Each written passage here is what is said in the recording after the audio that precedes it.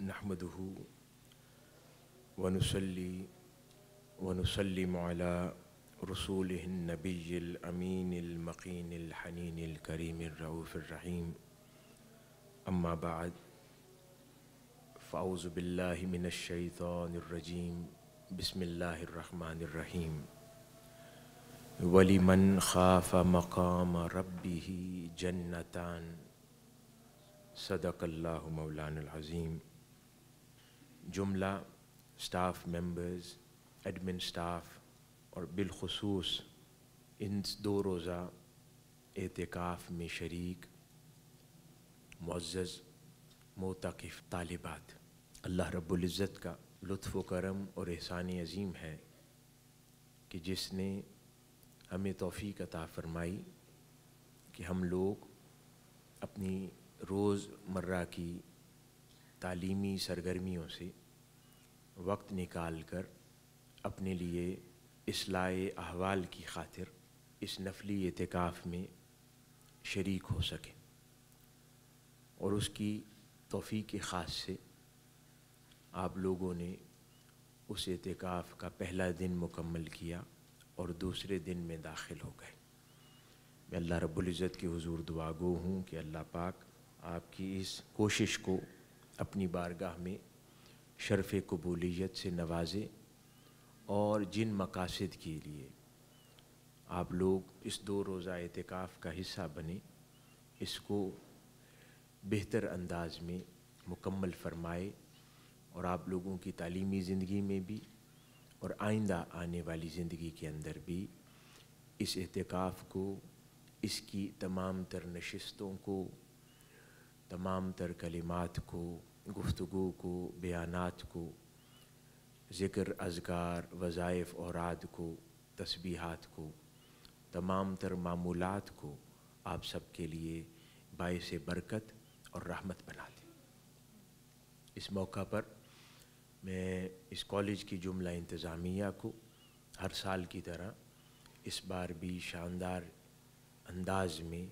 एतिकाफ़ के इनेकाद और एहतमाम पर मुबारकबाद देता हूँ और इस कॉलेज के तमाम उमूर को भी बेहतर अंदाज में अंजाम देने पर और हुज़ूर शेख़ुल इस्लाम की फ़िक्र के मुताबिक तालिबात की तालीम व तरबियत और परवरिश अंजाम देने पर भी मुबारकबाद देता हूँ और दुआ गो हूँ कि अल्लाह पाक इस इदारे को हमेशा खैर पर और उन खतूत पर कायम व दायम रखे जिनकी खातिर हज़ूर शेख़ुल इस्लाम प्रोफेसर डॉक्टर मोहम्मद ताहिरुल क़ादरी मद्दज़िल अवलाली ने इस कॉलेज की बुनियाद रखी और उम्मीद करता हूँ कि यहाँ से इंशाअल्लाह ऐसी ख़वातीन उलूम इस्लामिया और दीगर फ़नी उलूम हासिल करके और अपनी तरबियत के साथ यकीनन ऐसी पैदा होंगी जो ना सिर्फ़ पाकिस्तान में बल्कि पूरे आलमी इस्लाम में मुआशरे में एक अहम किरदार अदा करने का बाइस और कोशिश करेंगे। अल्लाह रब्बुल इज़्ज़त हमारी इन कोशिशों को अपनी बारगाह में कबूल फ़रमाए और हमारी मदद फ़रमाए ताकि बेहतर अंदाज में इन ज़िम्मेदारियों की अंजामदेही हमारे लिए मुमकिन हो सके। हाज़रीन व हाज़िरात, आज क्योंकि ये 2 रोज़ा एतिकाफ़ जिनका टाइटल उन्वान आप लोगों ने अय्याम तज़कीर रखा, तो मैंने इरादा किया कि आज कुछ बुज़ुर्गान दीन, अहलुल्लाह, सूफ़िया कराम, उनके अक़वाल व अहवाल की रोशनी में हम इन अय्याम तज़कीर से इस्तिफ़ादा और उन्होंने जिन उमूर की तरफ निशानदेही की कि अपनी इस्लाहे अहवाल के सफ़र में वो उमूर जिनकी तरफ हम सब की तवज्जो मबज़ूल होना अशद ज़रूरी है, उनमें से चंद का तज़किरा किया जाए और वो तज़किरा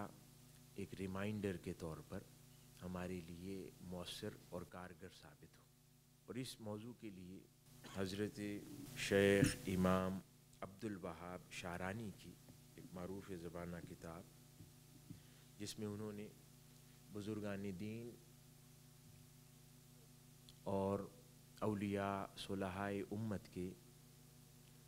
तरबियती नौइयत के अक़वाल और इरशादात को जमा फरमाया।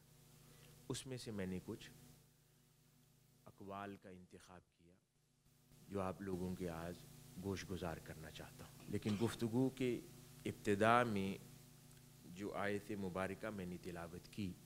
कुरान मजीद, उसके तर्जमे और माना व मफ़हूम से हम आज की इस नशिस्त का आगाज़ करते हैं। अल्लाह रब्बुल इज़्ज़त ने इरशाद फरमाया, और जो शख्स अपने रब के हुजूर पेशी के लिए खड़ा होने से डरता है उसके लिए 2 जन्नतें। अब इसका क्या माना है? जन्नत तो वही है जो इंसान ने इस दुनिया में जब अपनी इस हयात का सफ़र मुकम्मल करके अगले जहां में दाखिल हो जाना है और हिसाब व किताब के बाद किसी को परवाना जन्नत अता कर दिया जाएगा और किसी को परवाना दोज़ख थमा दिया जाएगा और वो बिलाखिर उस जन्नत में या दोज़ख में अपने मुकाम और आमाल के मुताबिक दाखिल कर दिया जाएगा। अब जन्नत तो वो एक है, हाँ उसके मरातिब हैं, उसके दराजात हैं जो अपने अपने मकाम व मर्तबे के मुताबिक उसको अता किए जाएंगे। कोई आला इल्लियीन की जन्नत में होगा, किसी को जन्नतुल फिरदौस अता की जाएगी, किसी को दीगर मकाम व मर्तबे के मुताबिक जन्नत के ऊंचे मुकामात अता कर दिए जाएंगे। तो इस बात से क्या मुराद ली जा सकती है कि जो शख्स अल्लाह से उसके हुजूर खड़ा होने से डरता है, यानी मुत्तकी है, तकवा इख्तियार करने वाला है, तो उसके लिए 2 जन्नतें हैं। अब मुफस्सिरीन ने, उलमा ने इसके कई माना व मतालिब बयान किए हैं, लेकिन उसमें से मेरा ध्यान और गुमान जिस माना व मतालिब की तरफ में से जिस मतलब की तरफ जाता है वो उसका तज़किरा करना चाहता हूँ। कुरान मजीद की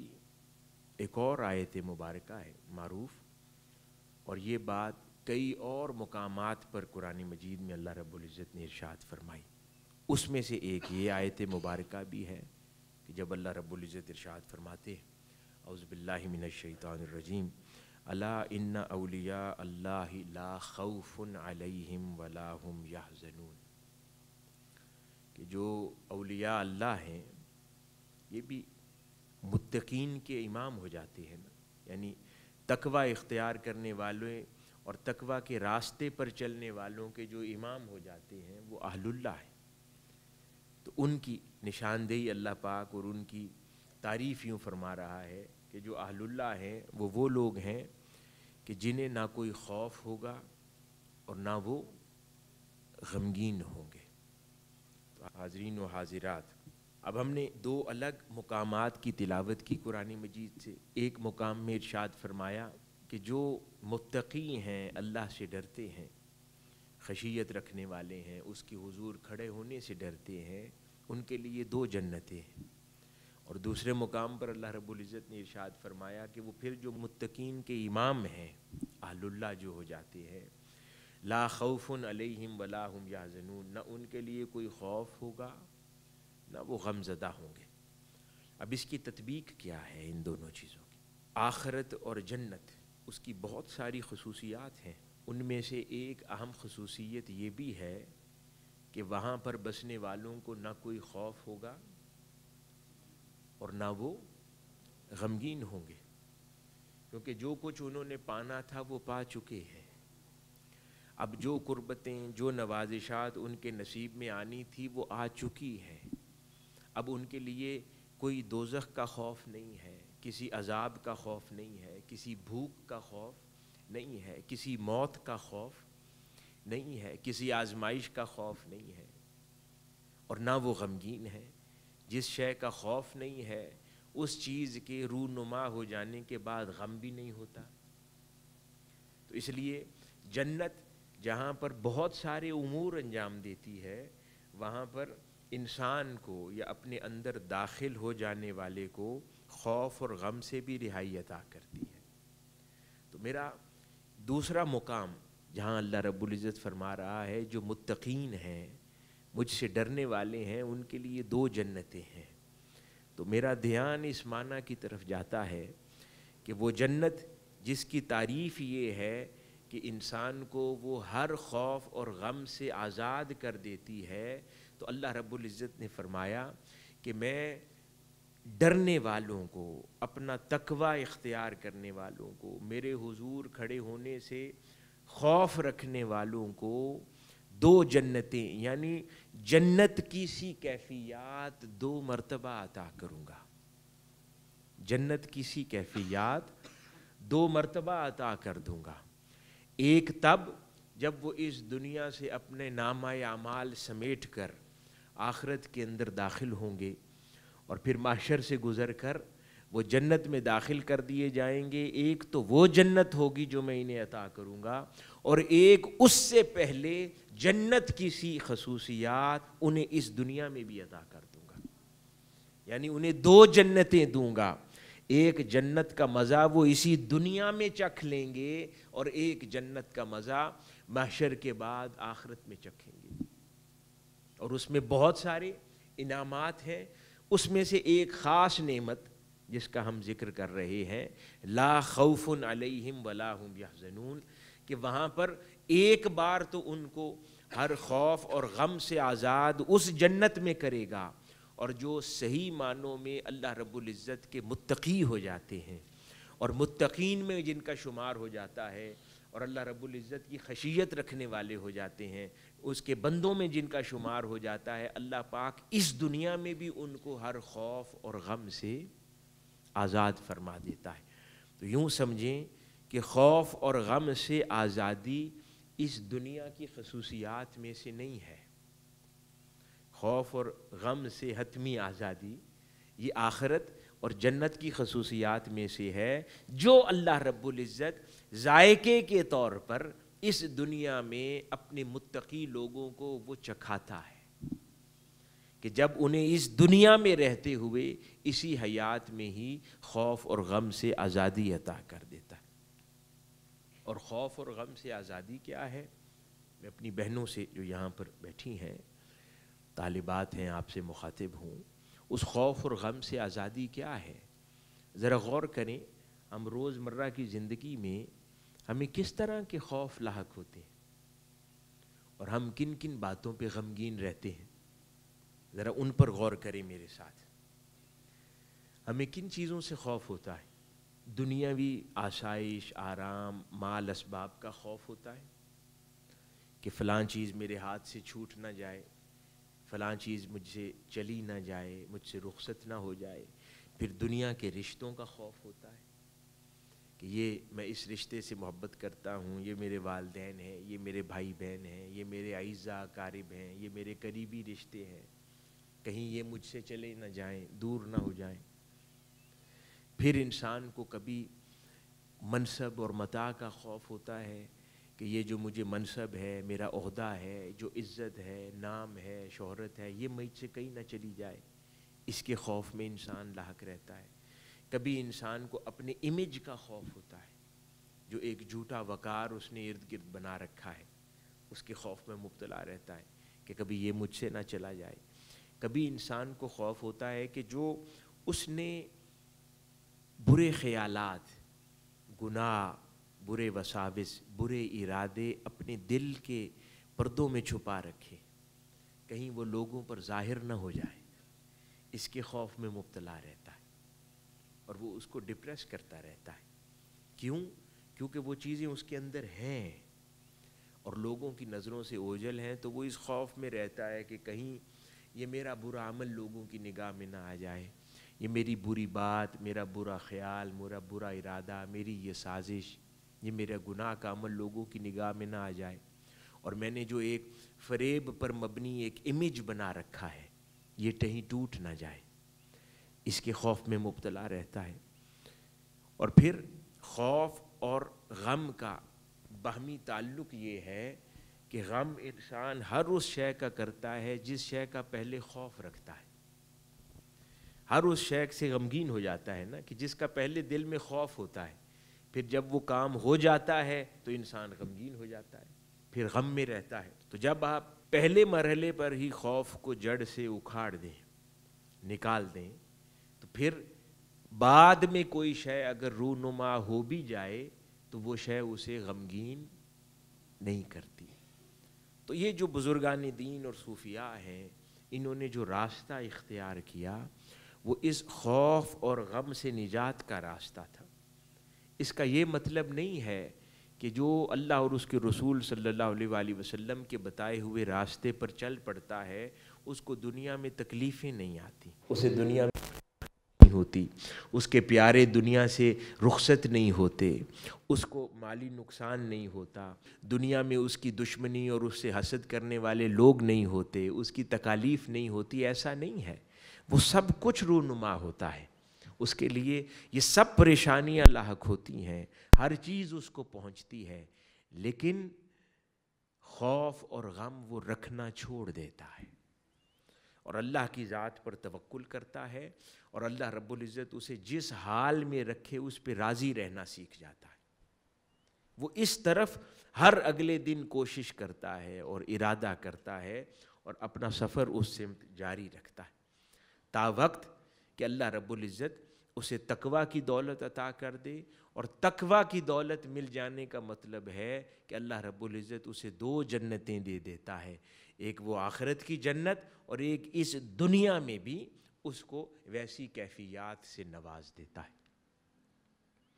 تو یہ جو ہم اصلاح احوال کی جتنی کوششیں کرتے ہیں تو اس کا الٹیمیٹ آبجیکٹو جو ہر ایک کی نگاہ میں ہونا چاہیے، اور پیمانہ، کوئی انسان اپنے سفر کو ناپتا جائے،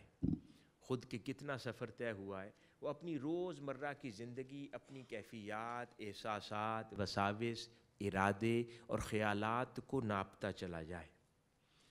کہ وہ آج سے 10 سال پہلے کیسے تھے، آج سے 5 سال پہلے کیسے تھے، آج کیسے ہیں،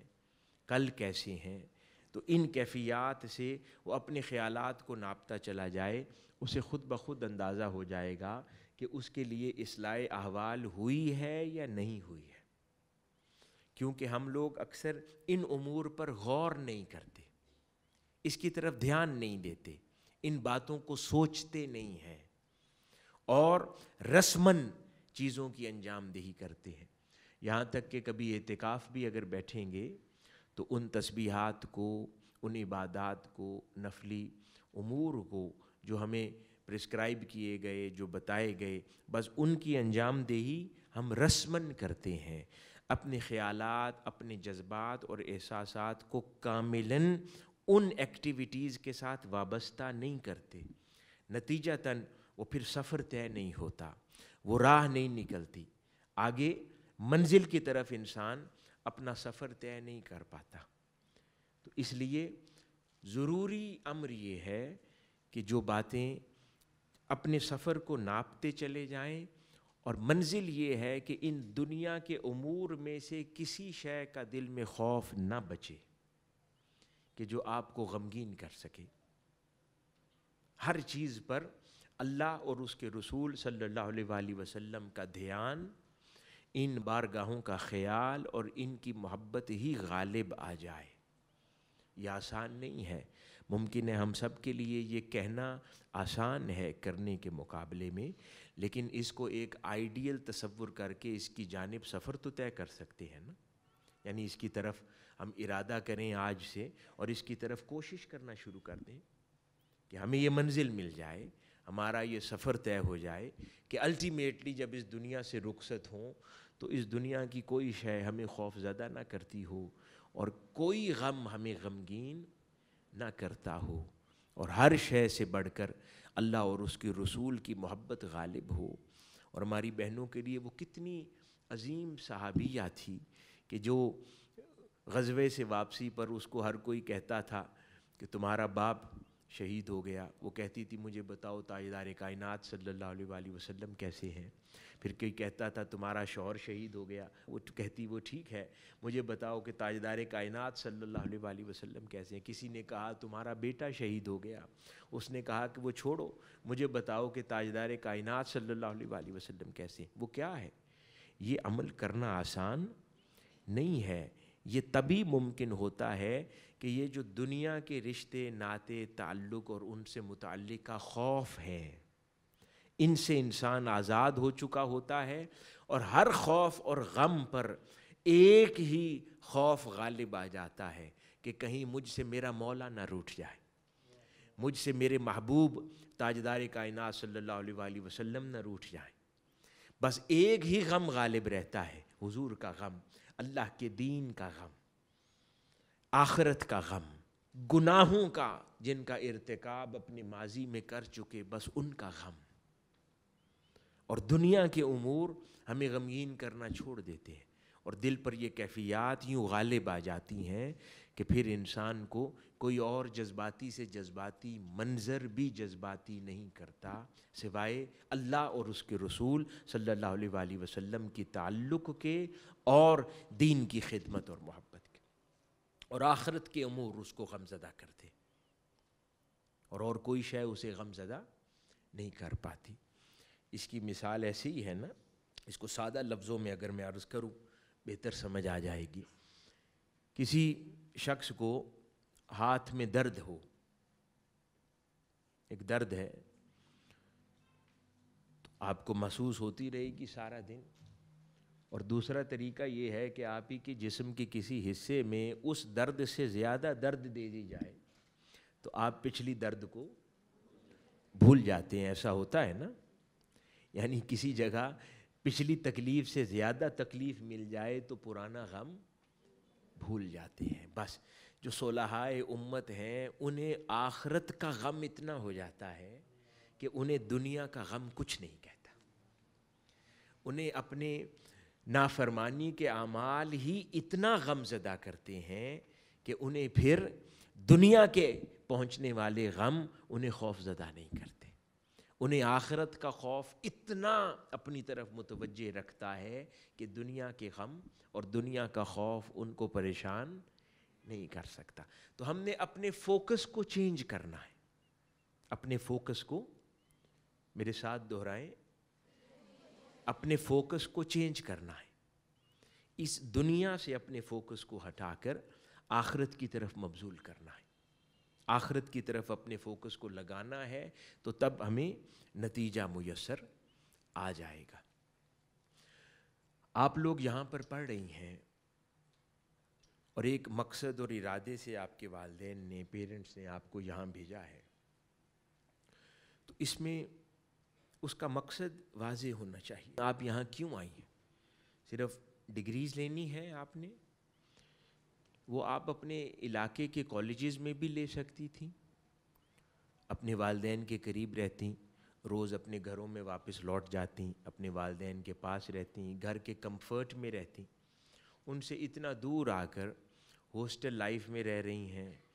تو ہزار طرح کی تنگیاں، مشکلات درپیش ہوتی ہوں گی. کھانا ممکن ہے ویسا نہ ملتا ہو جیسا گھر میں والدین کے پاس میسر آ جاتا ہے، ایسی سونے میں اتنا آرام نہ ملتا ہو جو اپنے گھر میں اپنے کمرے کے اندر انسان کو آرام میسر آ جاتا ہے.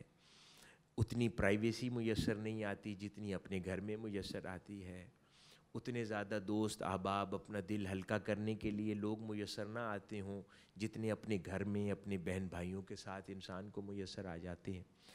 تو پھر یہاں کیوں آئے ہیں؟ کسی ایک مقصد سے آئے ہیں نا. اگر اس مقصد کے بغیر واپس اپنے گھروں کو لوٹ جائیں گے، ہاتھوں میں صرف کاغذ کے ٹکڑے لے کر، جس کو سند کہتے ہیں، کاغذ کے ٹکڑے لے کر اپنے گھروں کو لوٹیں گے، تو کوئی پوچھے گا کہ ان 4 سالوں کو کیوں ضائع کر دیا، یا ان 6-7 سالوں کو کیوں برباد کر دیا. وہ 6-7 سال اپنے والدین کے پاس رہ لیتے، اپنے انہی شہروں میں رہ لیتے، تو کچھ تو فرق پڑنا چاہیے نا. کہ جب اتنی مشقت کوئی اٹھائے اور اتنا دور کوئی چلا آئے اور اتنا طویل عرصہ انسان آزمائش کے زمانے میں گزارے، تو پھر اس کو کچھ تو لے کر جانا ہے نا جو اس سے مختلف ہو جو وہ اپنے شہر کے اندر رہتے ہوئے حاصل کرتا. اس سے کچھ مختلف ہو جو اپنے گھر کی آسائش میں رہتے ہوئے حاصل کرتا، تو وہ مقصد کیا ہے؟ وہ مقصد صرف علم دین کی سند حاصل کرنا نہیں ہے. وہ آپ کے شہر میں بھی ممکن ہے کئی ادارے ہوں گے، اب تو آن لائن بھی وہ چیزیں حاصل ہو جاتی ہیں. وہ مقصد اپنی زندگی کے چلن کو یوں تبدیل کر دینا کہ آپ کے افکار میں تقویٰ سرایت کر جائے. یعنی جیسے آپ کا بلڈ گروپ ہے نا، بلڈ گروپ ہے، وہ شناخت ہوتی ہے بلڈ کی، تو تقویٰ آپ کے اندر بلڈ گروپ کی طرح سرایت کر جائے. یعنی انسان روحانی ذہن بن جائے، اس کے افکار تقویٰ کے خمیر سے پیدا ہونے لگ جائے، اس کو زبردستی نہ کرنی پڑے، غلط اور صحیح کے درمیان فرق کر کر کے بار بار چلنے کی، بلکہ اس کی طبیعت، اس کی فطرت یوں تبدیل ہو جائے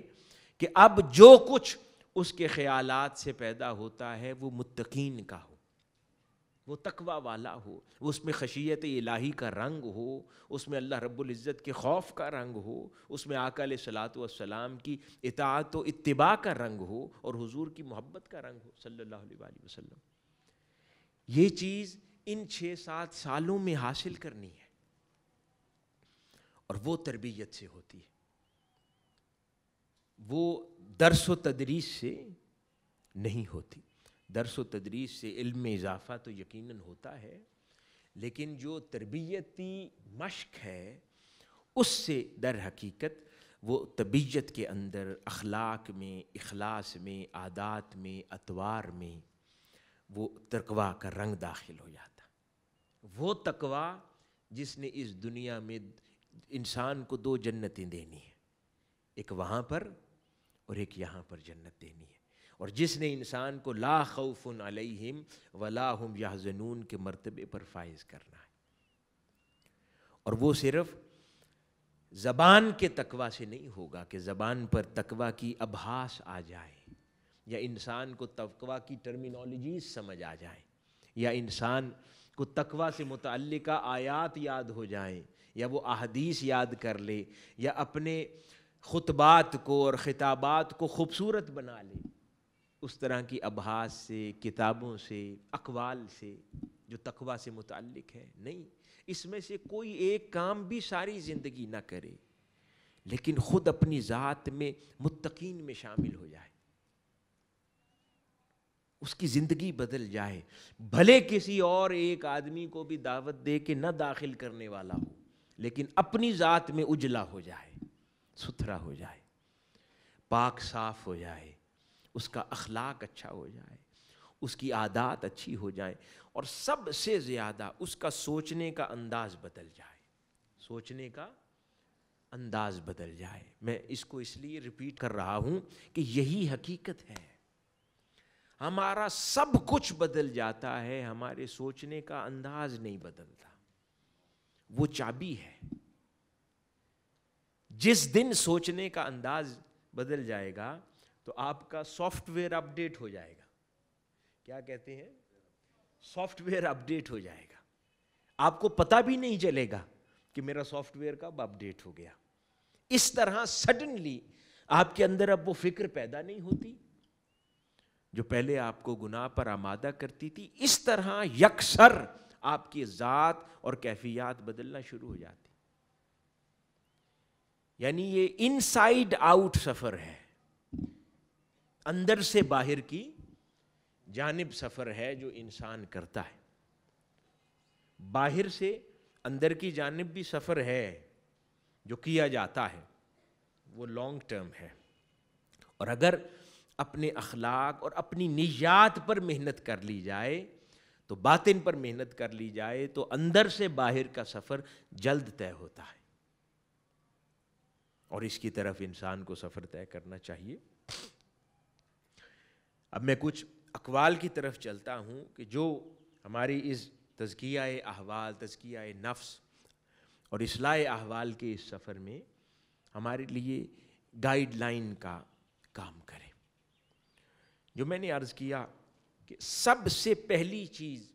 جو انسان کے فکر میں داخل ہو جانی چاہیے اور جس کے اوپر بالکل مائنڈ سیٹ چینج ہو جانا چاہیے، وہ فکر دنیا کو فکر آخرت ریپلیس کر لے. فکر دنیا کو فکر آخرت ریپلیس کر لے. یعنی انسان کو 70% اس کے افکار کا حصہ فکر آخرت لے لے اور 30% اس دنیا کے امور اس کی فکر کا حصہ رہیں. اور جب فکر آخرت غالب آ جائے گی تو وہ پھر سارے اعمال کو خود بخود ڈرائیو کرے گی. اور حاضرین گرامی، یہ جو بڑے بڑے بزرگان دین اور اہل اللہ تھے، صوفیاء کرام، جن کا ہم ذکر سنتے اور پڑھتے ہیں پوری دنیا میں، کتب میں، ان کی زندگی کا بیشتر حصہ فکر آخرت سے معمور رہتا تھا. ان کے کلام، ان کی مجلس، ان کے تذکرے، ہر بات میں فکر آخرت غالب رہتی تھی. یہاں تک کہ اہل اللہ تھے. اور فکر آخرت کا پیمانہ کیا ہے کہ انسان پر فکر آخرت غالب رہتی ہے؟ اس کے اعمال، اس کی کیفیات. یہ نہیں ہے کہ صرف وہ فکر آخرت کا ذکر کرتا رہے، نہیں، بلکہ وہ فکر آخرت اگر صحیح معنوں میں اس کو خوف زدہ کرتی ہے تو پھر اس کے اعمال کو اس چیز کی گواہی دینی چاہیے کہ اسے فکر آخرت ہے. یہ بزرگان دین اور اہل اللہ اتنا زیادہ خوف زدہ رہتے کہ ان کا کلام، ان کی مجالس ہر وقت رونے سے مزین رہتی، روتے رہتے اور رونے کا غلبہ رہتا فکر آخرت میں. اور کبھی کوئی ایک چھوٹا سا عمل بھی ان کی زندگی سے چلا جاتا یا غفلت ہو جاتی یا ترک ہو جاتا یا قضا ہو جاتا، ان کو وہ اتنی تکلیف دیتا شاید جیسے کوئی ان کا قریبی دنیا سے رخصت ہو جائے، اتنی تکلیف وہ عمل دیتا. لیکن ہمیں ایسا نہیں کرتا. ہمارے سارے دکھ دنیا سے متعلقہ ہیں، دنیا کے رشتوں سے متعلق ہیں. کیوں نہیں ہیں؟ ہمارے سارے غم دنیا سے متعلق ہیں. ہم کتنی بار فکر آخرت میں روتے ہیں،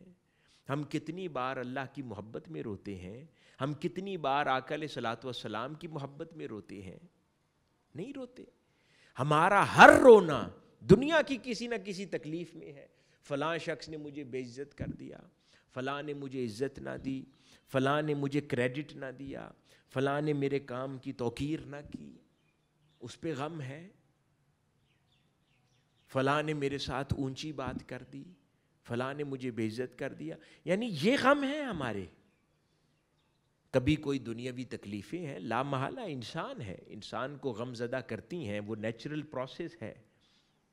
لیکن کبھی انسان چلو 10% دنیا کے لیے روتا ہے، 20% روتا ہے. یہ تو نہیں ہے کہ 100 کا 100% صرف دنیا کے لیے روئے یا 95-97% دنیا کے لیے روئے اور کبھی کبھار محافل میں 3% کا رو لے اللہ اور اس کے رسول صلی اللہ علیہ وآلہ وسلم کی خاطر. نہیں، بیشتر حصہ جس دن آپ کے رونے کا اللہ اور اس کے رسول صلی اللہ علیہ وآلہ وسلم کی خاطر ہو جائے گا، اس دن سمجھیں ہاں اب میں نے اصلاح احوال کے سفر پر چلنا شروع کیا ہے. اس کے سوا صرف رسمیں ہیں، ہم وہ کرتے رہیں گے، ہم ساری زندگی کرتے رہیں گے، 1 انچ سفر طے نہیں ہوگا، وہیں کھڑے رہیں گے. لیکن اگر اس جانب بڑھنا ہے تو پھر ناپ تول کیا کریں، دیکھا کریں کہ میرے افکار کا پورے دن میں میرا جو فکر ہے پرسنٹیج دیکھیں. ڈائری لکھ لیں رات کو، دیکھیں کہ میرے زیادہ افکار کیا رہے ہیں، کس سمت رہے ہیں، میری سوچوں کا مرکز اور محور کیا رہا ہے، اس پر فوکس کریں. اس لیے اور یہ خوف بزرگان دین کو ہمیشہ، وہ کبھی انہیں سستی اور کاہلی کا شکار نہیں ہونے دیتا تھا. یہ حدیث مبارکہ آقا علیہ الصلوۃ والسلام کی جسے نقل کیا صحیح مسلم میں کہ تم میں سے ایک شخص جنتیوں والے اعمال کرتا ہے حتیٰ کہ اس کے اور جنت کے درمیان ایک ہاتھ کا فاصلہ رہ جاتا ہے، اور اس پر تقدیر سبقت کرتی ہے تو وہ جہنمیوں والے کام کر کے جہنم میں چلا جاتا ہے۔ یہ حدیث مبارکہ جوانی سے مرتے دم تک بڑھاپے کی حالت میں بھی اہل اللہ کو بھی مستعد رکھتی تھی کہ نہ جانے کب تقدیر ہم پر سبقت لے جائے، اور وہ ہر لمحہ اپنے اعمال کو اسی طرح ناپتے تولتے رہتے اور اس کی فکر کے اندر ہمیشہ مصروف رہا کرتے تھے۔ تو حاضرین گرامی، پھر کچھ اور جو خصوصیات ان بزرگان دین اور اہل اللہ میں تھیں جو ان کے اقوال سے اظہر من الشمس ہوتی ہیں، ان کے اخلاق میں سے امام شارانی فرماتے ہیں کہ وہ لوگوں کی اچھی باتوں کو دیکھتے تھے اور بری باتوں سے درگزر کرتے تھے، یعنی اپنے دھیان کو، اب کیونکہ فکر آخرت والا دھیان ہو گیا تو فکر آخرت والا دھیان کیسا ہوتا ہے؟ فکر آخرت والا دھیان ایسا ہوتا ہے کہ پھر وہ دنیا کی بری باتوں میں متوجہ نہیں ہوتے، دنیا کی بری باتوں کی طرف دھیان نہیں کرتے۔ کسی شخص کو دیکھتے ہیں، اس کے اندر بری خصلتیں، ہر انسان میں بری عادتیں بھی ہیں، اچھی باتیں بھی ہیں، کوئی بھی انسان مکمل برائی کا مجموعہ نہیں ہوتا اور کوئی بھی انسان مکمل اچھائی کا مرقع بھی نہیں ہوتا، پرسنٹیج ہوتی ہے۔ جیسے ہم خود ہیں، ہمارے اندر بھی 70-30 ہوگی، 80-20 کی ریشو ہوگی، کسی میں 50-50 ہوگا، کسی میں 40-60 ہوگا۔ ہر انسان اچھائی اور برائی کی پرسنٹیج پہ تقسیم ہوا ہے نا، تو کسی کی بہت اعلیٰ درجے کی برائی ہے، کسی کی کم درجے کی ہے، کوئی 100% تو انکار نہیں کر سکتا، نہیں تو اللہ پاک اس کو فرشتوں میں شمار کر دے، وہ اپنے دور کے جلیل القدر اہل اللہ میں آلریڈی ہو چکا ہو، اگر اس میں کوئی پرسنٹیج نہیں بچی۔ ہاں، یہ ممکن ہو سکتا ہے کہ ہمیں نظر نہ آتی ہو، یہ ایک اور پرابلم ہے، کیونکہ برائی نظر آنی چاہیے تبھی اس کا علاج ممکن ہوگا، تو یہ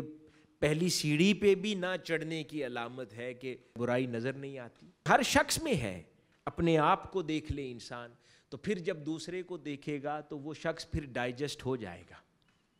وہ پھر اتنا برا نہیں لگے گا جب اس کو دیکھنے اور سمجھنے سے پہلے انسان اپنے آپ کو دیکھے اور کہے کہ ہاں میرے اندر بھی تو یہ ریشو تقسیم ہے، اچھائی اور برائی کی تقسیم ہے میرے اندر، ہاں تو دوسرے میں بھی ہو سکتی ہے، اس میں بھی اس چیز کا امکان پایا جاتا ہے کہ وہ یہ برائی کی اس طرح کی ریشو رکھتا ہو۔ تو اس لیے اہل اللہ، یہ بزرگان دین اپنی فکر آخرت میں مسرور رہتے تھے، اللہ اور اس کے رسول صلی اللہ علیہ وآلہ وسلم کے دھیان میں رہتے تھے، اور کبھی بھی لوگوں کی صرف اچھائیوں کو دیکھتے تھے، برائی سے درگزر کرتے تھے، بلکہ کوئی اگر ان کی مجلس میں کسی کی برائی کا ذکر بھی کرنے لگتا تو وہ ادھر سے اٹھ جاتے اور اپنے آپ کو کسی اور کام میں مصروف کر لیتے، یا اس کو روک دیتے کہ فلاں شخص جو یہاں موجود نہیں ہے اس کی برائی مجھ سے نہ کرو، اور اگر اسے ایسا نہ کر سکتے، بڑوں کی مجلس ہوتی، والدین بیٹھے ہیں، کوئی بڑی عمر کے لوگ بیٹھے ہیں، اساتذہ بیٹھے ہیں، علماء بیٹھے ہیں، جہاں پر ان کو تنبیہ نہیں کر سکتا، جہاں انہیں نصیحت نہیں کر سکتا، تو کم از کم اپنے آپ کو وہاں سے دور کر لیتے تھے، اور کسی صورت بھی برائی کے ذکر کا حصہ نہ بنتے تھے۔ یہ پہلا بنیادی سبق ہے اس راہ سلوک کا۔ یہ تسبیحات، یہ نوافل، یہ کثرت عبادت، یہ اعتکاف، یہ فائدہ نہیں دیتے اگر انسان ان چیزوں پر سفر نہ کرے، یہ بنیادی خصلتیں اپنے اندر پیدا نہ کرے تو ساری رات کا جاگنا بھی فائدہ نہیں دیتا۔ وہ گھوڑے پر کتابیں لادنے کے برابر ہے کہ 100 کتابیں گھوڑے پر لاد دیں، اس کے دماغ میں داخل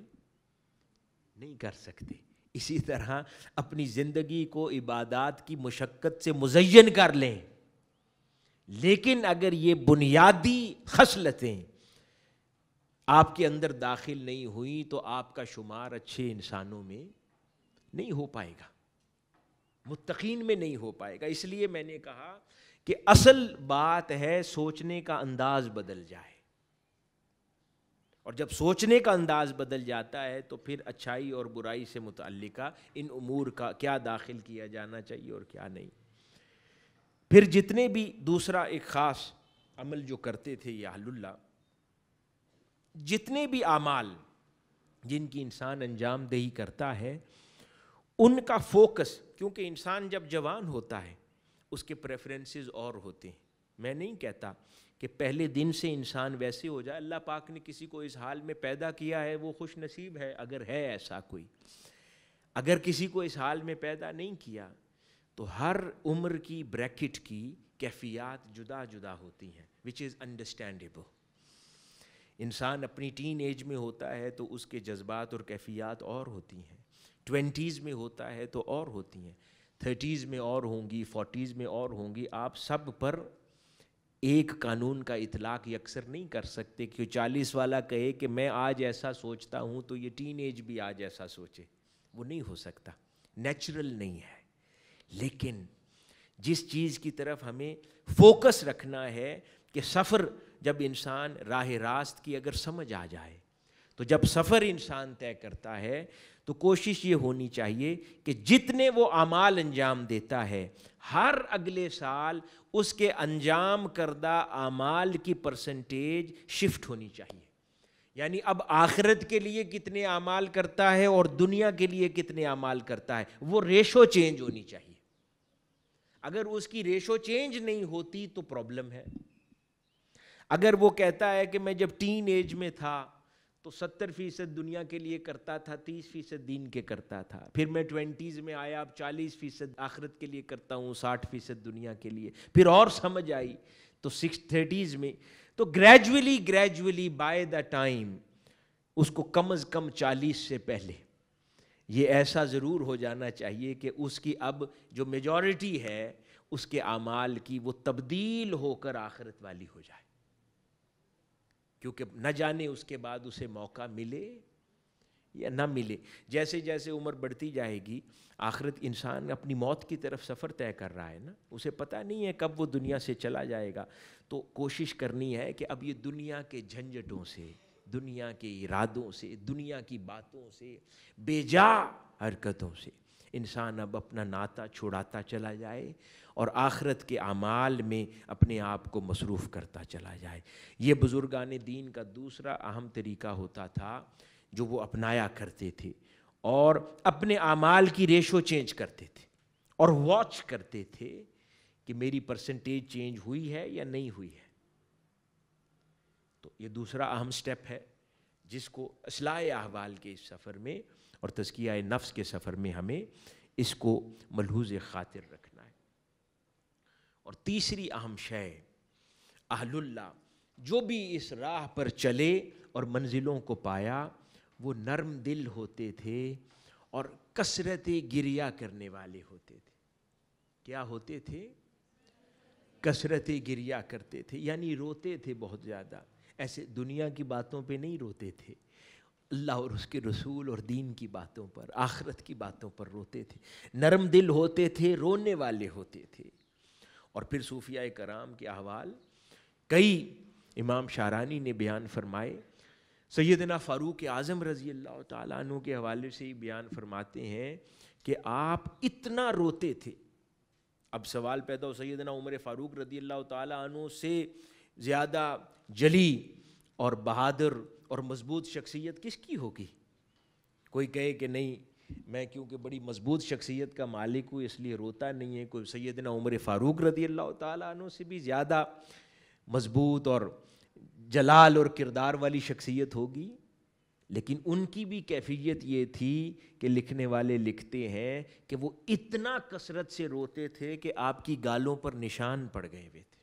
اتنا گریہ کرتے۔ اسی طرح حضرت عبداللہ بن عباس رضی اللہ تعالیٰ عنہ، ان کی کیفیات بھی ایسی تھی کہ وہ بھی کثرت گریہ سے ان کی گالوں پر نشان پڑ گئے ہوئے تھے۔ حضرت فضیل بن عیاض، حضرت بشر الحافی، حضرت معروف القرخی، یہ بڑے بڑے نام، ان سب کے بارے میں معروف ہے کہ بہت سارے اور اعمال میں سے ایک خاص شناخت ان کی یہ بھی تھی کہ کثرت سے روتے تھے، ہر بات پر روتے۔ حضرت عمر بن عبدالعزیز رضی اللہ تعالی عنہ، ان کے بارے میں معروف ہے کہ دن میں وہ ریاست کے امور کی انجام دہی میں مصروف رہتے اور رات بھر روتے رہتے، جا بجا روتے، اور رونے کی کیفیات سے مزین رہتے، اور اتنا کئی بار روتے فکر آخرت میں، اور کبھی اپنے پرانی کسی نافرمانی کے عمل کو یاد کر کے۔ ہر انسان ہے نا، ایسا تو نہیں ہو سکتا کہ پوری زندگی کوئی اگر مادرزاد ولی بھی پیدا ہوا ہو تو اس کو اپنے مقام و مرتبے کے مطابق کوئی بات اس کو خیال آ جاتا ہے کہ میں نے اللہ رب العزت کے حضور میرے مقام و مرتبے کے مطابق ہلکا کام کیا تھا، وہ اس کیفیت سے روتا ہے۔ کبھی اللہ کی محبت میں روتا ہے، کبھی آقا علیہ الصلوۃ والسلام کی محبت میں روتا ہے، کبھی محشر کے خوف سے روتا ہے کہ میں اس کے حضور حاضر ہوں گا۔ یہی وہ بات ہے جس کی طرف قرآن مجید میں ارشاد ہوا کہ جو شخص آخرت کے دن میرے حضور کھڑا ہونے سے خوف رکھتا ہے، اور خوف رکھنے سے یہ لفظ مراد نہیں ہے، یعنی دنیا میں جیتے جی روتا پھرتا ہے کہ نہ جانے وہ دن کب آنے والا ہے کہ مجھے میرے مولا کے حضور کھڑا ہونا پڑے گا، اور پھر مجھ سے کیسے سوال ہوں گے، اور پھر میرا نامہ اعمال کھلے گا، میری نافرمانیاں کھلیں گی، میرے برے خیالات دنیا سے تو اوجل رہے لیکن میرے مولا کے سامنے کھل جائیں گے۔ اس دن میں ننگا ہو جاؤں گا، اس دن میری فکر ننگی ہو جائے گی، میرے تصورات و خیالات عیاں ہو جائیں گے، اور نہ جانے دیکھنے والا کیا کہے گا، اور میرے لیے اللہ رب العزت کون سا کس سمت کا پروانہ جاری فرما دے۔ اس خیال کے ساتھ وہ لوگ خوف زدہ رہتے تھے، اس لیے فرمایا وہی لوگ ہیں جن کے لیے دو جنتیں ہیں۔ اسی طرح حضرت رابعہ ادویہ رحمت اللہ علیہ کثرت سے گریا کرتی، یہاں تک کہ ان کے پاس بیٹھے ہوئے لوگ کئی بار ان پر پانی کے چھینٹے پڑتے، وہ سمجھتے شاید وضو فرما رہی ہیں، پھر ان کی طرف متوجہ ہو کر غور کرتے تو رو رہی ہوتی تھی، اتنا گریا کرتی۔ اسی طرح ایک اور اللہ والے تھے، وہ بیان کرتے ہیں کہ حضرت داؤد طائی، حضرت فضیل بن عیاض، حضرت عمر بن عبدالعزیز جیسے لوگ، یعنی شہر بھر میں ان کا چرچا ہوتا تھا، یہ رونے والے لوگ ہیں، یہ روتے ہیں، ان کی شناخت بن گئی تھی رونا، کہ یہ اللہ کی خاطر روتے ہیں یہ لوگ۔ حضرت کعب احبار رضی اللہ تعالی عنہ فرماتے ہیں کہ اگر میں اللہ کے خوف سے روں حتیٰ کہ میری آنکھوں سے ایک قطرہ نکلے تو یہ بات مجھے اس بات سے زیادہ پسندیدہ ہے کہ میں سونے کا ایک پہاڑ اللہ کی راہ میں صدقہ کر دوں۔ یعنی اللہ کی یاد میں، اس کی محبت اور اس کے خوف میں روتے ہوئے آنکھوں سے ایک قطرہ آنسو کا بہانا، وہ فرماتے ہیں حضرت کعب احبار، مجھے زیادہ محبوب ہے بجائے اس کے کہ میرے پاس سونے کا پہاڑ ہو اور خیرات کر دوں۔ یعنی عمل کی اہمیت بتائی جا رہی ہے کہ اللہ کے حضور اس کی یاد میں گریہ کرنے کا مقصد کیا ہے۔ مولا علی شیر خدا رضی اللہ تعالیٰ عنہ فرماتے کہ صالحین کی علامت یہ ہے کہ ان کے رنگ پیلے ہو جاتے ہیں، آنکھیں اندر دھس جاتی ہیں، ہونٹ مرجھا جاتے ہیں کثرت سے جاگنے کی وجہ سے اور رونے اور بھوک کی وجہ سے، اور یہی حالت صالحین کی ہوا کرتی ہے۔ یہ وہ شناخت ہے کہ جو ہم سب اس راہ کے مسافر ہیں۔ اگر تزکیہ احوال نفس اور اصلاح احوال کا سفر طے کرنا ہے تو اس کو آئیڈیل سمجھ کے اس راہ پر چلنا تو شروع کر سکتے ہیں نا، پھر اپنے نصیب سے جس کو جو اللہ رب العزت توفیق دے وہ پہنچ جائے۔ حضرت فضیل بن عیاض رضی اللہ تعالی عنہ فرماتے تھے کہ اصل رونا آنکھوں کا رونا نہیں ہے بلکہ آنکھوں کے رونے کے ساتھ دل کا رونا بھی ہے، کہ دل بھی لرزہ ہو جائے، دل بھی کانپ اٹھے، دل بھی خوف زدہ ہو جائے اور اس کے ساتھ آنکھوں سے آنسو رواں رہیں، تو یعنی دل کا رونا بھی اس میں شامل ہے۔ اسی طرح حضرت سفیان ثوری رحمت اللہ علیہ فرماتے ہیں کہ رونے کے 10 اجزاء ہیں اور دل کا رونا ان میں سے ایک سچا ہے، باقی 9 جھوٹے ہیں۔ یعنی کہ جس رونے میں دل انوالو نہ ہو تو وہ فرماتے ہیں کہ وہ رونا پرتاثیر نہیں ہوتا۔ اسی طرح اور کئی بزرگان دین ہیں جنہوں نے اپنے رونے کی ان کیفیات کو بیان کیا اور اپنے دل کی ان نرمیوں کو بیان کیا۔ اسی طرح ایک روز حضرت مالک بن دینار رحمۃ اللہ علیہ، ان کے پاس ان کے کچھ احباب بیٹھے تھے، تو انہوں نے کہا کہ حضرت اگر آپ کے ذوق گریہ کے لیے کیوں نہ ایک اچھا قاری بلا لائیں جو آپ کو تلاوت قرآن سنائے۔ تو وہ فرمانے لگے یہ بھی اچھی بات ہے، لیکن جس ماں کا بچہ گم ہو گیا ہو اس کو رونے کے لیے نوحہ خان کی ضرورت نہیں پڑا کرتی، اس کا رونا بند ہی نہیں ہوتا۔ تو اس سے مراد کیا ہے؟ انہوں نے کہا کہ یقیناً قرآن مجید تو دل کے اندر کیفیت پیدا کرنے کے لیے مؤثر وظیفہ ہے، لیکن کہتے ہیں کہ جن کو رونے کا مقصد سمجھ آ جاتا ہے، آخرت کا خوف لاحق ہو جاتا ہے، اللہ اور اس کے رسول صلی اللہ علیہ وآلہ وسلم کی یاد میں رہا کرتے ہیں، تو ان کی مثال ایسی ہے کہ جس ماں کا بچہ گم ہو گیا ہو اس کو رہتے ہر حال میں اپنا بچہ یاد آتا ہے، وہ روتی پھرتی ہے، اس کو وہ کبھی غم بھولتا ہی نہیں ہے۔ تو وہ کہتے ہیں کہ جو اللہ والے صالحین ہیں ان کی کیفیات ایسی ہو جاتی ہیں۔ پھر آگے فرمایا کسی دوسرے رونے والے کو ریاکار بھی نہ کہو، اس سے منع بھی فرمایا کہ رونے کی اتنی فضیلت ہے کہ کوئی روئے تو کبھی اس کو روتا دیکھ کر اس پر ہنسو نہ، اپنے دل میں یہ خیال نہ لاؤ کہ یہ شخص جھوٹا روتا ہے یا یہ کسی کو دکھاوے کا روتا ہے، نہیں، اپنے آپ کو اس خیال سے آزاد کر لو۔ فرماتے ہیں حضرت مقہول دمشقی رحمۃ اللہ علیہ، وہ فرماتے ہیں کہ ایک دن میرے دل میں کسی کو روتا دیکھ کر خیال آیا کہ یہ ریاکار ہے، اللہ رب العزت نے 1 سال کے لیے مجھ سے رونا چھین لیا، میں تڑپتا رہا، مجھے رونا نصیب نہیں ہوتا تھا، کیوں میں نے دوسرے رونے والے کے بارے میں بدگمانی کی اور اس کے رونے کو جھوٹا سمجھا، نقلی سمجھا، دل میں ہنسی پیدا ہوئی، اللہ رب العزت نے اس کی سزا دی اور 1 سال تک مجھ سے رونے کی توفیق چھین لی۔ تو کسی کو ایسا نہ سمجھو، ہر کوئی اپنے خیال میں سچا ہے اور رونے والے کو سچا ہی رونا چاہیے۔ کیونکہ ایک اور خوبصورت روایت ہے، حدیث قدسی ہے، اللہ پاک فرماتا ہے کہ جب کوئی میرے لیے روتا ہے اور اگر کوئی ریاکاری کا روئے، سچا دل سے نہ روئے، تو آخرت کے دن جب وہ کھڑا ہوگا اللہ پاک فرمائے گا جاؤ اسی سے اجر لے لو جس کے لیے روئے تھے، میرے لیے تو نہیں روئے تھے، تو جاؤ اپنا اجر وہیں سے کلیکٹ کرو جس کے لیے روئے تھے۔ تو انسان کہاں انسان سے اپنا اجر کلیکٹ کر سکتا ہے؟ تو اس لیے اپنے رونے کو اخلاص والا کوئی کر لے تاکہ انسان اللہ اور اس کے رسول صلی اللہ علیہ وآلہ وسلم کی خاطر روئے اور گریہ وزاری والا ہو جائے۔ تو یہ نرم دل بھی ہوتے ہیں، تیسرا سبق۔ چوتھا اہم سبق، صاحب استقامت ہوتے ہیں اور اللہ رب العزت ان کو استقامت کے راستے سے بلندی درجات دیتا ہے، یعنی آزمائشوں پر استقامت کرنے والے ہوتے ہیں،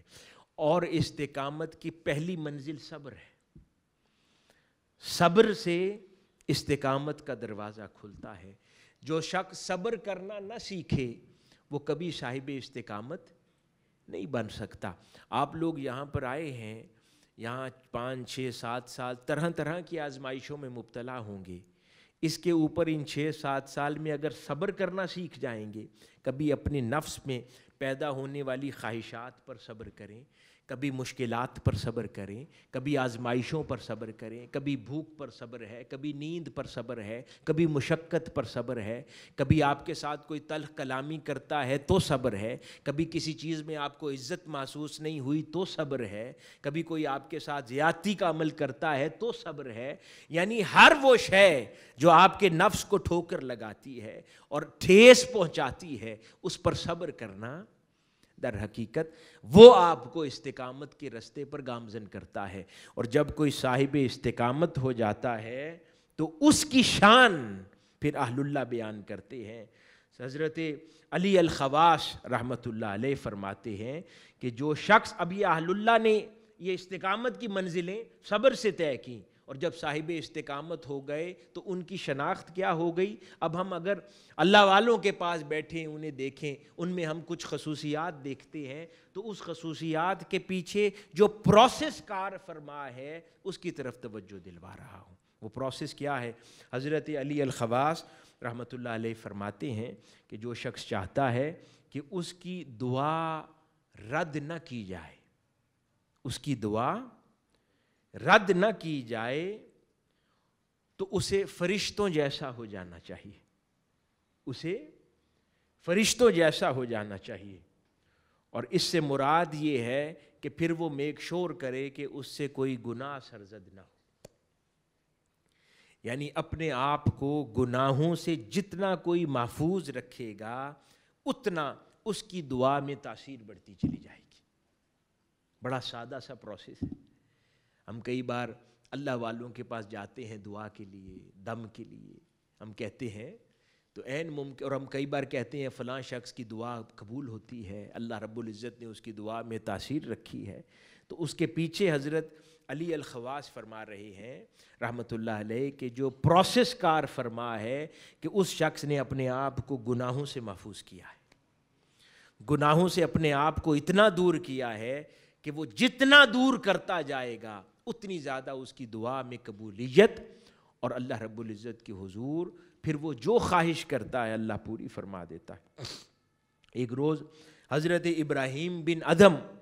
رحمۃ اللہ علیہ ایک دن کعبۃ اللہ کے صحن میں بیٹھے ہوئے تھے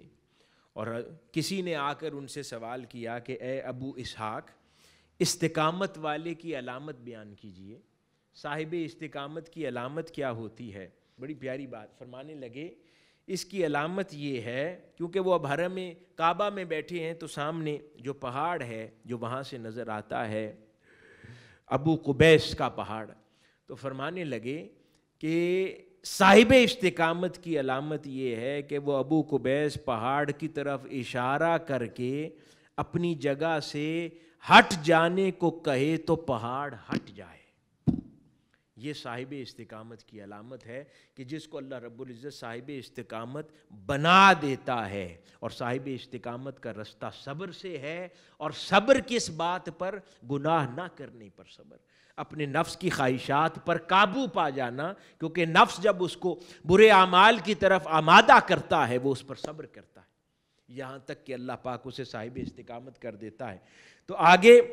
بیان کرتے ہیں کہ سمجھانے کے لیے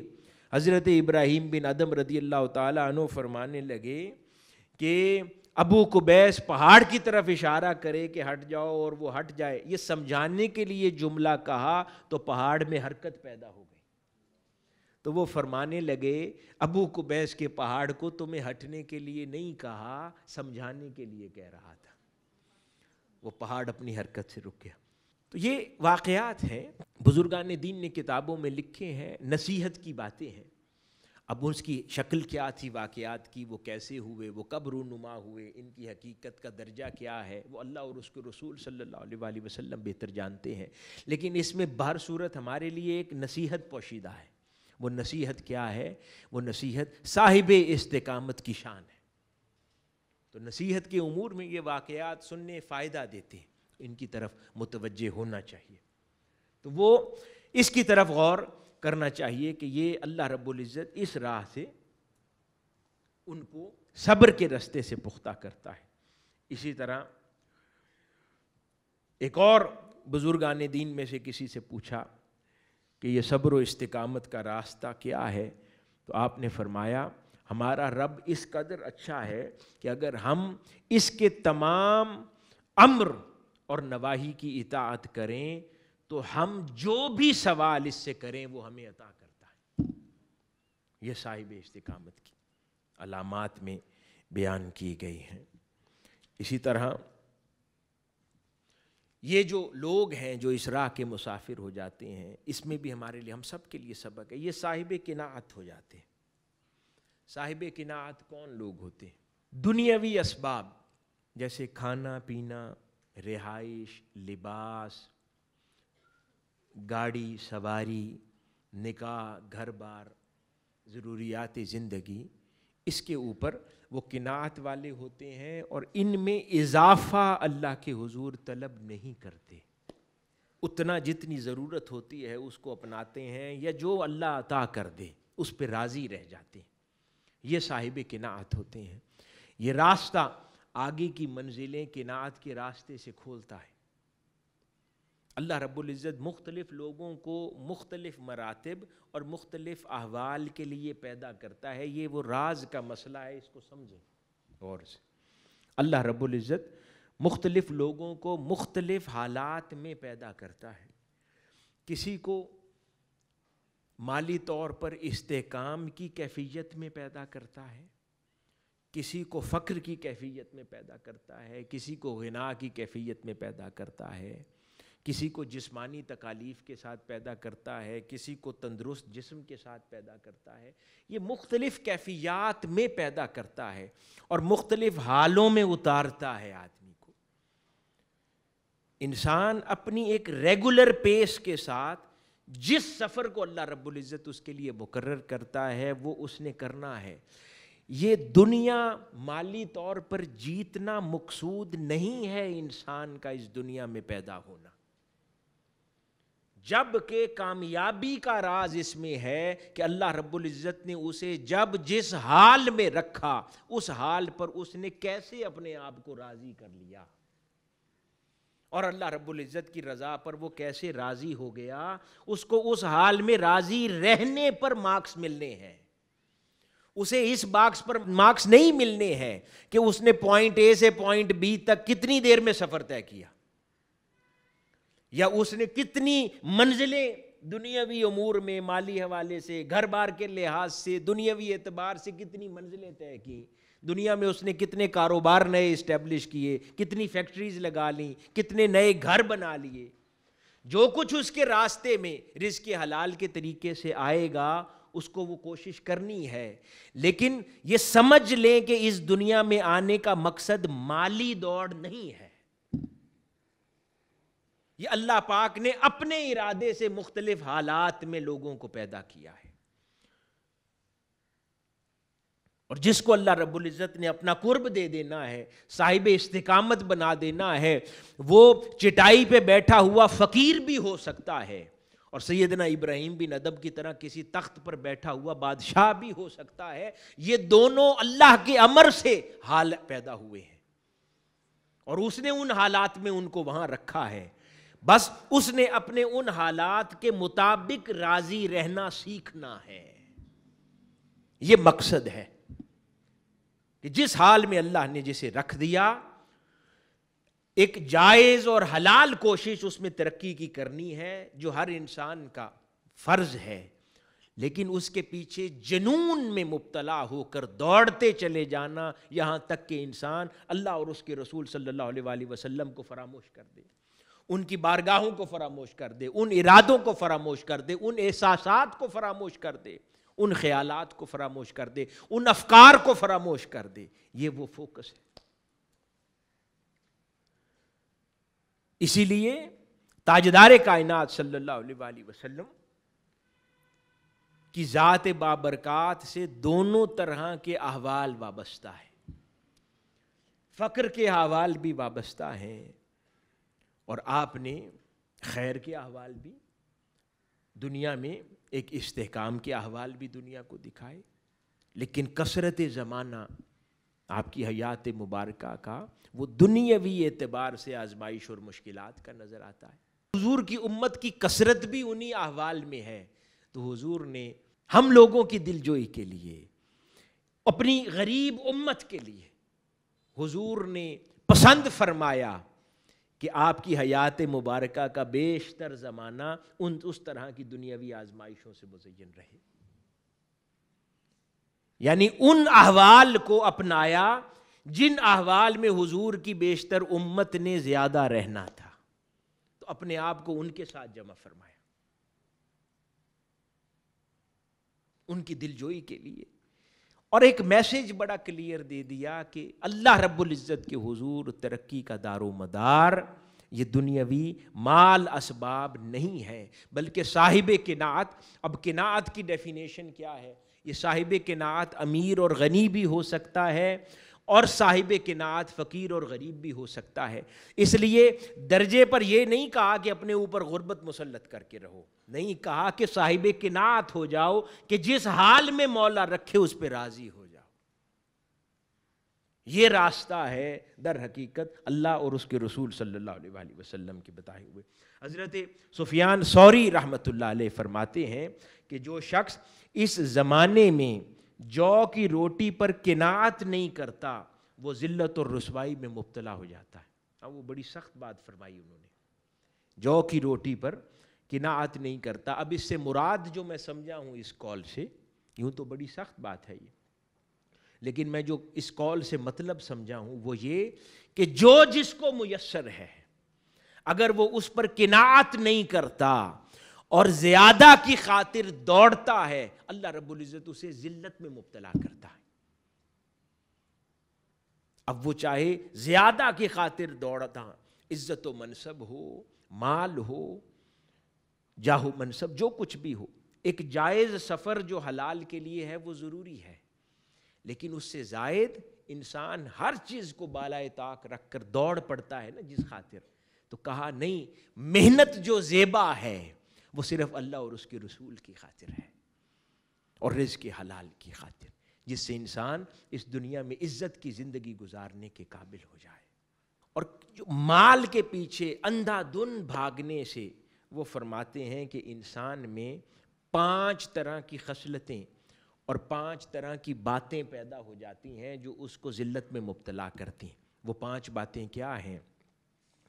جب انسان بہت زیادہ مال اور جو اس کے پاس نہیں ہے اس کے پیچھے دوڑتا ہے تو اللہ رب العزت اس کو لمبی امیدوں میں مبتلا کرتا ہے. لمبی امیدیں اسے گمراہ کرتی ہیں، اسے سخت ہرس کا شکار کرتا ہے، وہ لالچی ہو جاتا ہے، بہت زیادہ لالچی اور کنجوس ہو جاتا ہے. اس کو آخرت بھلا دی جاتی ہے اور اس کے اندر تقویٰ میں کمی مبتلا ہونے لگ جاتی، یعنی وہ اعمال صالحہ اور خرشیت کے امور میں تقویٰ کمی آ جاتی. اب عموماً ہماری پریکٹیکل لائف میں یہ جو سبجیکٹ ہے نا قناعت کا، ہمارے گھروں میں یہ چیز نہیں ہے. پھر ہم اگلے گھروں میں شادیاں کر کے چلے جائیں یا اپنے گھر آباد کر لیں، اس کے اندر بھی یہ جو قناعت کا سبجیکٹ ہے اس میں آلموسٹ ہم سب فیل ہوتے ہیں. کیا ہوتے ہیں؟ فیل ہوتے ہیں. قناعت نہیں رکھی جاتی ہم سے. یعنی اللہ پاک نے جس حال میں رکھا ہے اس میں انسان بہتر مینجمنٹ کی کوشش کرے اور راضی ہو جائے اور اپنے مولا سے مانگے، دنیا سے جھگڑا نہ کرے، کیونکہ اس کے مولا نے اس کو اس حال میں رکھا ہے. وہ اس پر راضی رہنا سیکھے، اس کی طرف کوشش کرنی ہے اور ایفرٹ پٹ ان کرنی ہے. یہاں سے جب پڑھ کے اپنے گھروں کو بھی واپس لوٹیں تو یہ چیز اپنی زندگی میں داخل کر لیں تو حقیقی معنوں میں آپ کو وہ لا خوف علیہم ولا ہم یحزنون کا فیض مل جائے گا. یہ قناعت آ جائے تو آدھے خوف زندگی سے چلے جاتے ہیں اور آدھے غم نہیں رہتے، چلے جاتے ہیں زندگی سے اگر صاحب قناعت ہو جائے انسان اور پختہ ہو جائے اس کے اندر. اسی طرح کئی بزرگان دین، اب حضرت شیخ تاج الدین ذاکر رحمۃ اللہ علیہ فرماتے ہیں، ان سے کسی نے پوچھا کہ قناعت کی تعریف کیا ہے؟ کہا کہ قناعت کی تعریف یہ نہیں ہے کہ کچھ پاس نہ ہو تو انسان اس پر صبر کر لے، وہ صبر ہے. قناعت یہ ہے کہ اس کے پاس جو ہو اسی میں خوش رہے، اور دوسری شے یہ کہ زیادہ ہو تو جان بوجھ کے کم استعمال کر کے باقی بانٹ دے. یعنی اپنی زندگی اور لائف سٹائل کو لمٹ کر لے ایک خاص مزاج پر، ایک خاص انداز پر، تاکہ اس کا شمار اللہ رب العزت صاحب قناعت لوگوں میں فرما دے. یہ وہ پریکٹیکل سائیڈ ہے ہماری زندگی کی جس کو ہمیں کوشش کرتے رہنا چاہیے. اسی طرح کسی کے بارے میں بدگمانی سے، اس راہ پر سب سے زیادہ ضروری بات بدگمانی سے بچنا. یعنی ہم لوگ تو چھوٹی چھوٹی باتوں پر بدگمانی کرتے ہیں، یہ ہمارے تمام نیک اعمال کو جلا کے راکھ کر دیتی۔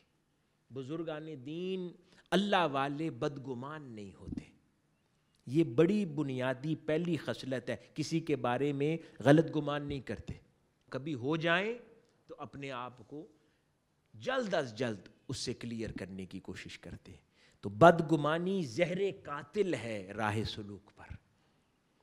بدگمان نہیں ہوتے۔ یہاں تک کہ کسی نے کہا کہ کسی شخص کو دیکھو کہ وہ پہاڑوں میں بیٹھا ہے خلوت میں، پھر اچانک نکل کر کسی شخص سے ملتا ہے، تو اب اس کے بارے میں بدگمانی نہ کرو کہ اب اچانک اس کی خلوت کا کیا ہوا، بھائی اس کو اس کے حال پر چھوڑ دو، اپنا کام کرو۔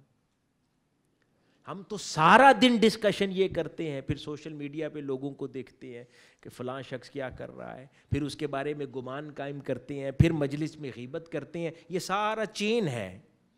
پہلے بدگمانی کرتے ہیں، پھر اپنی مجلس میں غیبت کرتے ہیں، پھر وہ غیبت جو ہے آگے پھیلتی ہے اور لوگوں تک پہنچتی ہے۔ 10 لوگ آپ کی بات کے نتیجے میں کسی کے بارے میں بری بات کریں گے، یہ سارا کریڈٹ آپ کو ملے گا۔ تو انسان سے اپنے گناہ نہیں سنبھالے جاتے تو لوگوں کے آگے گناہ آپ تک پہنچنا شروع ہو جائیں گے، تو ان کو کون مینیج کرے گا؟ تو اس وجہ سے بدگمانی کفر جانے، اور اس کے ساتھ کبھی اور جب لوگوں کی طرف دھیان ہی چھوڑ دیں گے تو بدگمانی سے نجات مل جائے گی۔ اپنا کام دیکھیں، اپنے حال دیکھیں، اپنی مشکل دیکھیں، اپنی آخرت دیکھیں، اپنی قبر دیکھیں، اپنا رزق حلال دیکھیں، اپنے معاملات دیکھیں، اللہ کے حضور اپنی جواب دہی دیکھیں۔ آخری بات، اب یوں تو بہت ساری چیزیں ہیں، میں بات کو اس پہ ختم کرتا ہوں۔ پھر یہ جو بزرگان دین اور اہل اللہ ہیں، ایک اور خصوصیت ان کی، یہ نعمت اور فراخی پر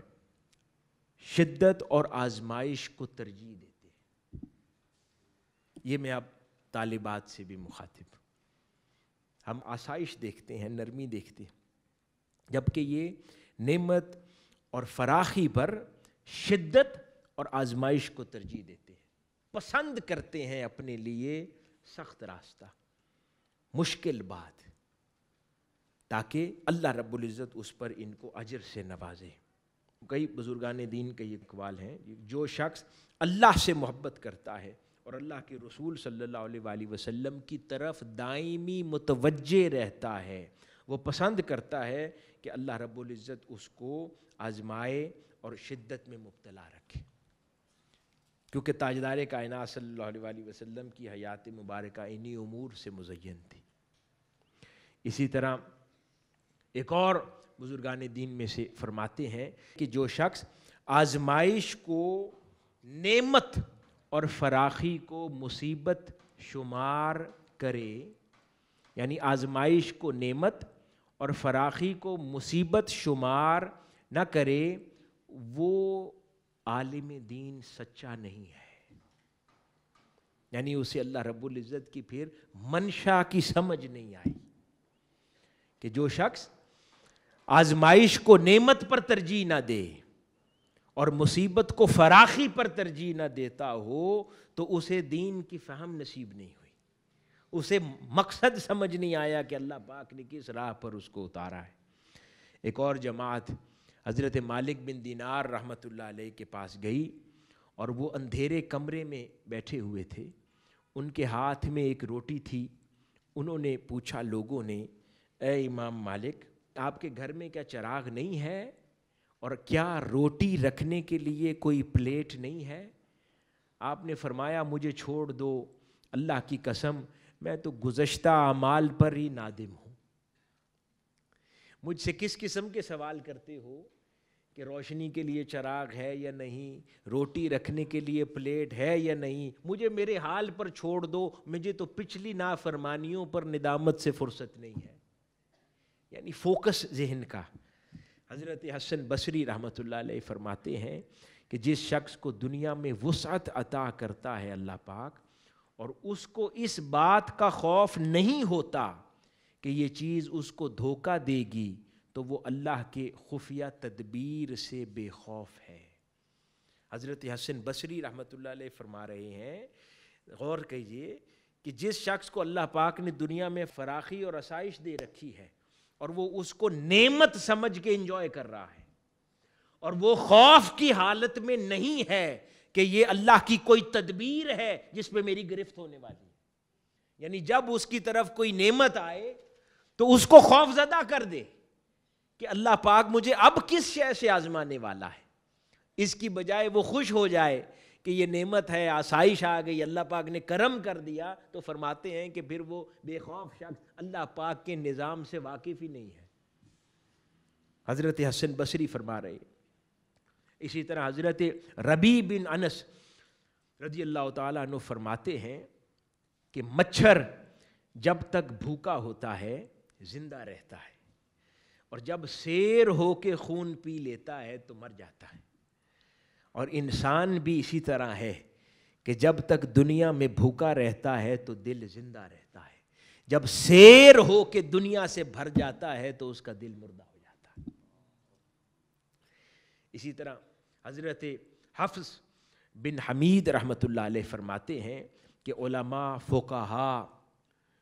کا اس بات پر اتفاق ہے کہ آخرت کی نعمتیں کامل طور پر تب ہی میسر آئیں گی جب انسان کی دنیا کی نعمتوں میں کمیاں ہوں گی۔ کیا فرما رہے ہیں؟ علماء اور فقہاء کا اس بات پر اتفاق ہے کہ آخرت کی نعمتیں وہی کاملاً انجوائے کرے گا جس کی دنیا کی نعمتوں میں کوئی نہ کوئی کمی ہوگی۔ تو جب اللہ پاک کسی نعمت میں کمی رکھے تو اللہ کے حضور راضی ہو جایا کریں۔ ہمارا تو رونا صرف کسی کو اولاد اللہ پاک نہ دے تو وہ ختم نہیں ہوتا۔ ایسا ہوتا ہے یا نہیں ہوتا؟ سارا جہاں سر پہ اٹھا لیتے کہ اولاد نہیں، پھر کسی کو اولاد دے رکھی ہے، اولاد نرینہ نہ ہو جائے تو جہاں بھر سر پہ اٹھا لیتے ہیں، اپنے آپ کو ڈپریشن میں مبتلا کر لیتے ہیں کہ نہ جانے کائنات کی کتنی بڑی محرومی ہمارے ساتھ ہو گئی، یہ کتنی بڑی ناشکری ہے اللہ پاک کی، ان میں کیا رکھا ہے ان چیزوں میں۔ اللہ پاک نے آپ کو اگر اولاد عطا کر دی تو آپ کے لیے ایک رشتہ والدین ہونے کا مکمل کر دیا، آپ کے انسان ہونے میں ایک اور رشتہ جوڑ کر آپ کو تکمیل سے نواز دیا، بس کافی ہے۔ اب اس کو حضور کا امتی سمجھ کر اس کی تربیت کر کے اس کو حضور کی امت کے اس بڑے گروہ میں اضافے کے طور پر داخل کر دیا جائے، اور پھر انسان بے نیاز ہو کہ اللہ اور اس کے رسول صلی اللہ علیہ وآلہ وسلم کی دین کی خدمت میں مصروف ہو جائے کہ میرے مولا نے مجھے ذمہ داریوں سے باعزت سرخرو کر دیا۔ چہ جائے کہ کئی بار جمعہ کے دن بھی اور اس کے بعد 50-55 سال کے لوگ دعا کے لیے میرے پاس کھڑے ہوتے ہیں، 4 بیٹیاں ہیں، 5 بیٹیاں ہیں، بیٹے کی دعا۔ میں کہتا ہوں 55 سال کی عمر ہے اب آپ کی، اب اس عمر میں ایک اور بیٹا چاہیے، پیچھے 5 بچیاں ہیں۔ پاکستان میں جو حالات ہیں لوگوں کی زندگی کے، بیماریوں میں 60-65 ایوریج ایج ہے، اس کا مطلب ہے آپ 8-9 سال کا یتیم بچہ چھوڑ کے جائیں گے، اور یہ جو پیچھے 5 بیٹیاں پیدا کی ہیں وہ اس ایک بیٹا ساری زندگی کہے گا میرا باپ یہ 5 ذمہ داریاں میرے پر چھوڑ کے گیا ہے۔ یہ کہاں کی عقل مندی ہے، یہ کہاں کی سمجھداری ہے؟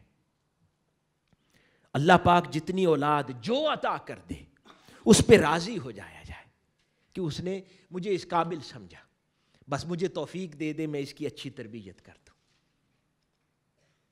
اس کو نیک بنا دوں، حضور کی امت میں اچھا اضافہ کر دوں۔ بس 1 اولاد ہو، 2 اولاد ہو، اگر اللہ پاک نے ارادہ کیا اس نے نہ دی اولاد تو کون سی قیامت آ جانی ہے؟ ایسا تو نہیں ہے کہ یعنی آپ کوئی خاص نسل سے ہیں کہ یہ ڈسٹنکٹ ہو جائے گی، اگر اولاد پیدا نہیں ہوئی تو اگلی نسل آپ جیسے اور لوگ دنیا میں دیکھ نہیں پائے گی،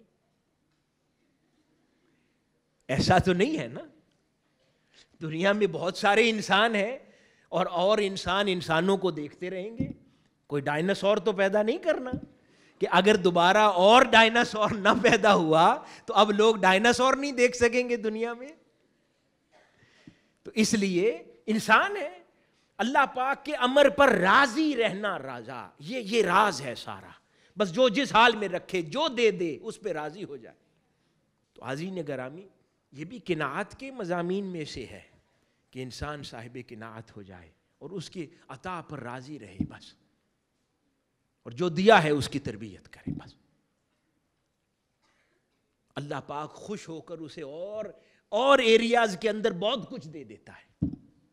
اسے راضی ہو کر کہ یہ میرا کیسا بندہ ہے، میں اس کو جیسا رکھتا ہوں یہ ویسے خوش رہتا ہے، اس سے راضی ہو کر نہ جانے اور بہت سے ایریاز میں بہت کچھ عطا کر دیتا ہے اس کو۔ تو حاضرین گرامی اور حاضرات، تو وہ فرماتے ہیں کہ آخرت کی نعمتوں پر ترجیح دیتے ہیں، اور جن لوگوں کو آخرت کی کامل نعمتیں چاہیے وہ پھر راضی رہتے ہیں دنیا کی کسی بھی نعمت میں کمی ہو جائے۔ وہ سمجھتے ہیں کہ کیونکہ اللہ پاک نے مجھے وہاں کچھ دینا ہے اس لیے مجھے یہاں کچھ کمی دی ہے، اس پہ وہ راضی رہتی ہیں ہر حال میں۔ اسی طرح دنیا سے دل ان کے بیزار رہتے ہیں، دنیا سے وہ بے رغبت رہتے ہیں اور آخرت کی طرف رغبت کرنے والے ہوتے ہیں، اچھے اخلاق کے حاملین ہوتے ہیں، اپنی عبادت، نماز، روزہ، نماز پنجگانہ پر ذمہ داری دینے والے ہوتے ہیں۔ اور آخری بات، 50 100 نوافل کی خواہش رکھنے والوں، کثرت نوافل یا تسبیحات کی طلب کرنے والوں، یہ اجر و ثواب میں اچھا ہے، لیکن کبھی سوچا ہے کہ اللہ رب العزت نے جو خود نماز بطور فرض ہمیں عطا کی ہے، اس کو اس کی تمام تر خصوصیات، اس کی جزئیات اور خوبصورتی کے ساتھ آرام سے خوبصورت انداز میں اسی کی 5 وقت ذمہ داری کے ساتھ ادائیگی کو انشور کر لیا جائے اور اتنے ذوق کے ساتھ مگن ہو کر ان 5 وقت کی نماز کو ادا کیا جائے، تو سوچئے آپ کے وہ نوافل جن کے لیے آپ کسی وقت راتوں کو جاگتے ہیں، اگر ہر روز یہ 5 وقت کی نماز ٹھہر کے آرام سے، محبت سے، خلوص سے، نیاز کے ساتھ، آنکھیں بند کر کے آرام سے ادا کر لیں، تو یہ آپ کے سینکڑوں نوافل سے افضل ہے۔ یہ تو وہ عمل ہے جو اللہ پاک نے خود سکھا رکھا ہے، فرض کہا ہے کرو، اس فرض کی ادائیگی احسان کے درجے تک لے جائے انسان، تو اس کے اندر وہ اجر و ثواب ہے جو کسی اور شے میں نہیں ہے۔ اس سے زائد جب یہ کر چکے اور پھر اس کے لیے وقت بچے تو پھر نماز تہجد بھی ہے، پھر دیگر نوافل بھی ہیں، ذکر اذکار اوراد بھی ہیں جس کی ادائیگی کرے، لیکن کم از کم یہ جو نماز اللہ پاک نے ہم پر فرض کی ہے اس کی ادائیگی محبت سے کیا کرے، اتنی محبت سے اور خوبصورتی سے۔ حضرت مجدد الفسانی رحمۃ اللہ علیہ کے بارے میں کہتے ہیں کہ وہ اتنا انہماک سے اور اتنے حسن ادائیگی کے ساتھ نماز ادا کرتے کہ ان کی ادائیگی نماز کو لوگ ان کی کرامت سمجھتے تھے، اور اتنا حسن ہوتا اس ادائیگی نماز میں اور متانت ہوتی ادائیگی نماز میں کہ کئی لوگوں نے کہا کہ ہم ان کے حلقہ ارادت میں صرف ان کا نماز کا منظر دیکھ کر داخل ہو گئے، اتنا وہ محبت اور جنون کے ساتھ اور متانت کے ساتھ اللہ کے حضور حاضر ہوتے اور نماز ادا کرتے۔ آخری پیغام، یہاں پر انتظامیہ باقاعدگی سے نماز پڑھاتی ہوگی لیکن اس کو دل سے ادا کرے، محبت سے کیا کرے، تاکہ یہ زندگی کا بالکل اوڑھنا بچھونا بن جائے اور اللہ پاک سے خطاب کرنے کا، بات کرنے کا، ملاقات کرنے کا اس سے حسین اور ذریعہ نہیں ہے کوئی، اس کو زندگی میں داخل کر لیں۔ آخر میں ایک بار پھر میں تمام تر انتظامیہ اور طالبات کو ان ایام اعتکاف کے اوپر مبارکباد دیتا ہوں اور دعا گو ہوں کہ اللہ پاک آپ سب پر اور ہم سب پر اپنا لطف و کرم اور احسان فرمائے، ہمیں عمر بھر آقا علیہ الصلوۃ والسلام کی اطاعت و اتباع اور غلامی میں رکھے، اور دین متین کی خدمت کے لیے ہمیں کما حقہ تیار ہونے کی توفیق عطا فرمائے، اور عمر بھر ہمیں اپنی ہمت اور استطاعت کے مطابق اللہ اور اس کے رسول صلی اللہ علیہ وآلہ وسلم کے دین کی خدمت کرنے کی توفیق عطا فرمائے، ہمیں صاحب استقامت لوگوں کا فیض ملے، اور ہمیں صاحب قناعت لوگوں کا فیض ملے، اور ان کے راستے کے ہم لوگ مسافر ہو جائیں۔ والسلام وما علینا الا البلاغ۔